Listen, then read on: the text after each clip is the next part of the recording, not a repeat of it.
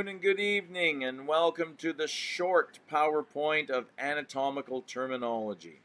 This is a great little PowerPoint here, and this is going to take us off into and beyond our first organ system, which will happen next week, the skin, integumentary system.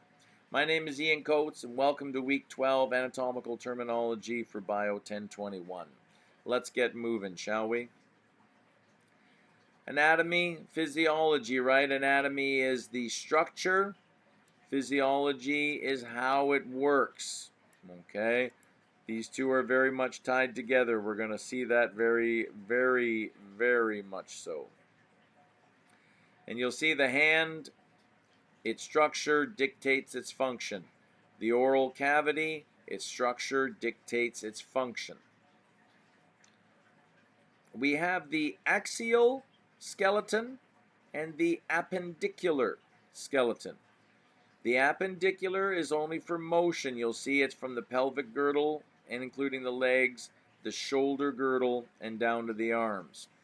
The axial skeleton is just the head, vertebral column, ribs, all the way down to the sacrum and the coccyx, but not including the pelvis girdle. Okay? Body cavities here can be divided into the axial portion, head, neck, and trunk, and an appendicular portion, upper and lower limbs. The axial portion contains several cavities that house body organs. There's the cranial cavity, the vertebral canal, thoracic cavity, abdominal pelvic cavity, okay, and within there as well we'll see the diagram. So let's have a look here. Cranial cavity, vertebral, thoracic, and abdominal pelvic. You'll see here, sorry it's not the greatest stretched, but you'll have a look here. You can move them all here as you like. And you'll see there's your cranial cavity, anterior view. Vertebral canal coming all the way down, can't see it here, but then you'll see there that this is your abdominal pelvic cavity, abdomen and pelvis. Then you have the thoracic cavity, all right, and we'll just look at a lateral view here, okay, and you'll see what's going on there.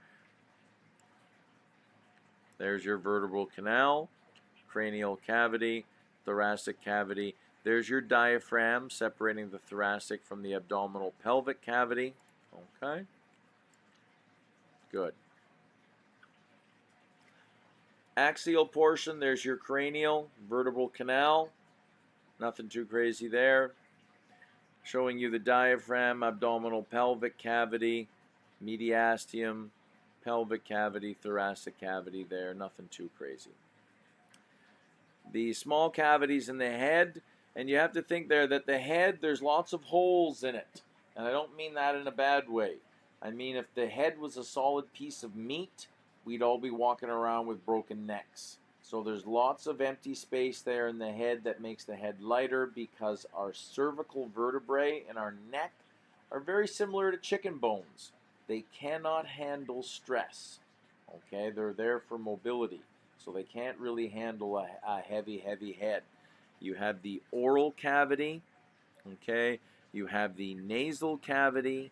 You have the orbital cavities, okay? Middle ear cavities. So there's lots of holes all in here that take away from the mass of the head.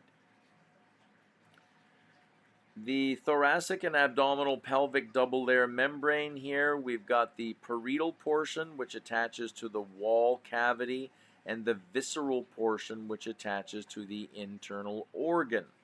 Again, parietal attaches to the wall. Visceral attaches to the organ itself. You have pleural membranes that line the thoracic cavity of the lungs. You have the pericardial membranes that surround the heart, and you have the peritoneal membranes there that line the abdominal pelvic cavity. In all cases, the parietal, okay, lines the wall. The visceral lines the organ. Okay, we'll show you more of this as we go on. So there's your pleural membranes there. Okay, your visceral and parietal. Remember, your parietal will line the cavity. Your visceral pleura lines the organ. Okay. I have a great shot here. We'll show you this right here. This is a transverse slice here of a human being, and you'll see here that there you have the visceral pericardium, okay, and you have, and even if we get into, sorry, over here, this is what I wanted. You'll see here that there you have the pleural cavity, the parietal pleura, which lines the cavity wall. You have the visceral pleura, which lines the organ. So there's your visceral pleura, and here is your parietal pleura, and in here you have what's called the pleural cavity, the space, and that's where you have surfactant. It just soaps everything up and lubricates everything up, so nothing there is sticking. So parietal lines the wall of the cavity, visceral lines the organ. Okay. And yeah, beautiful shot there detailing the same thing. Parietal pleura, visceral pleura. So anatomical position, you'll see how this individual is stationed. That's exactly it. Feet flat on the floor, palms facing forward. Okay, this is anatomical position. So this individual's left shoulder, okay, is on my right side. You will have to know that that is the left shoulder, even though it's on your right side. Okay. So here are some words there I want you guys to know, and I've put them there, but through color coding. If you're going to know one, you better know two: superior and inferior. One is above the other.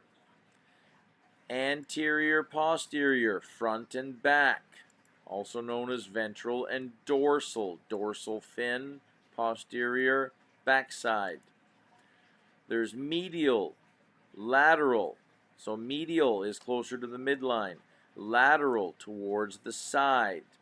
Ipsilateral on the same side. Contralateral on the opposite side. Bilateral, paired structure with one on each side. You've got proximal and distal. Proximal is closer to the point of attachment. Distal is away from the point of attachment. Okay, so just some ideas here. My fingers are distal to my elbow. My fingers are distal, farther away than my elbow. Even when you're talking about cuts, you can have a superficial cut, which is near the surface, or you can have a deep cut, which is more internal. And the next slides here, they're just showing you the head is superior to my feet. My feet are inferior to my head. Okay, my belly button is anterior to my kidney. My kidney is posterior to my belly button. Medial towards the midline, lateral towards the sides. Proximal is closer to home, distal is away from home. So my fingers are distal to my elbow, farther away. My elbow is proximal to my fingers, closer to. Deep and superficial. Okay. And just some more words, the same words there, just in a different slide. Okay, there's proximal, distal, inferior, superior, medial, lateral, anterior, posterior, ventral, dorsal. Okay. And you have different sections there of the body that we can have a look at. You've got sagittal, transverse, and frontal. You have a look here. Okay. You have the, sorry sir, there's your frontal, also known as your coronal plane. So if you divide the individual there at the side into a front and back half, that's called a coronal plane. Okay, you've got a transverse plane, which is on the, cutting the individual into a top half and bottom half section. Okay, then you've got the medial plane, which is cutting this individual down into a left and right. You can have mid-sagittal, you can have parasagittal just off to the side.